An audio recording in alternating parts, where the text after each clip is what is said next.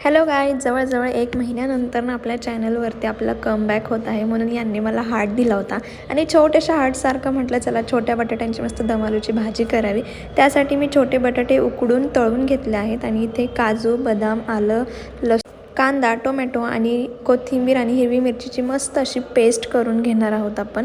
आणि ती पेस्ट आपण त्याच कढईमध्ये, ज्या कढईमध्ये मी बटाटे तळून घेतले होते त्याच कढईमध्ये तेल टाकून, सगळे खडे मसाले टाकून तेल सुटेपर्यंत परतून घ्यायचं. त्यामध्ये गरम मसाला, धना पावडर, जिरा पावडर, लाल मिरची पावडर आणि तरीची पावडर सगळं टाकून पुन्हा एकदा मस्त मसाले फ्राय होतपर्यंत परतायचं आहे.